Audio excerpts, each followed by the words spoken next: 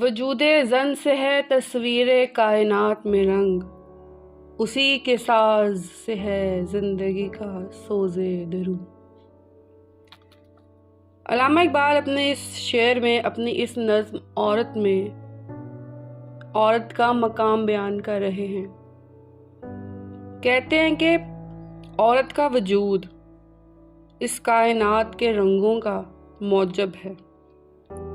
ان تمام رنگوں میں موجود کشش عورت کے باعث ہے۔ کہتے ہیں کہ اگر عورت کا وجود اس دنیا میں نہ ہو تو یہ دنیا بالکل بے رنگ ہو جائے گی۔ اس میں کسی قسم کی کوئی کشش باقی نہیں رہے گی۔ انسان کے دل میں موجود گرمی جو اسے بہت بڑے بڑے کام کرواتی ہے، اس کے پیچھے بھی، اس کی وجہ بھی عورت کو ہی بیان کرتے ہیں۔ شرف میں بھڑکے ثریا سے مشت خاک اس کی، کہ ہر شرف ہے اسی درج کا در مکنون۔ اقبال کہتے ہیں کہ ایک عورت کا رتبہ بہت بلند و بالا ستاروں سے کسی طور کم نہیں ہے۔ عورت اپنے رتبے میں اتنی بلند ہے کہ اس کی مٹھی کی خاک اوج ثریا کے ستاروں سے بہت بڑھ کر ہے۔ اس کی وجہ یہ ہے کہ جتنے بھی لوگ اعلیٰ مراتب پر فائز ہوتے ہیں وہ سب کے سب عورت کی کوکھ سے جنم لیتے ہیں۔ اپنے اس بیان کو اقبال اپنے اگلے شعر میں مثال دے کر بیان کرتے ہیں۔ کہتے ہیں کہ مکالمات افلاطون نہ لکھ سکی لیکن اسی شعلے سے ٹوٹا شرار افلاطون۔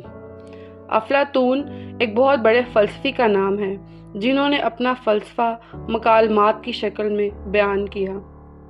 تو اقبال کہتے ہیں کہ بے شک ایک عورت افلاطون جیسے فلسفے تو پیش نہیں کر سکی، بہت بڑا نام تو نہیں کر سکی، مگر وہ بہت بڑا نام اور اس جیسے کئی اور بہت بڑے نام جنہوں نے دنیا میں بہت بہت بڑے کام کیے، وہ اسی عورت کی کوکھ سے جنم لیتے ہیں۔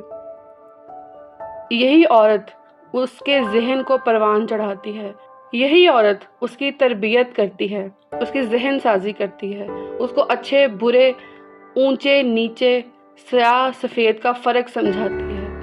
تو جہاں پر اس نظم میں اقبال نے عورت کو اس کے مقام سے آگاہ کیا ہے، وہیں اس پر بہت بڑی ذمہ داری بھی عائد کی ہے کہ یہ عورت ہی ہے جو بناتی بھی ہے اور سنوارتی بھی ہے اور بگاڑتی بھی ہے۔ یعنی ایک عورت کے ذمہ اللہ تعالیٰ نے پرورش کرنے کی ذمہ داری عائد کی ہے۔ تو یہ عورت ہی ہے جو نہ صرف اس دنیا کے بلکہ اس کائنات کے رنگوں میں مزید رنگ بھر سکتی ہے۔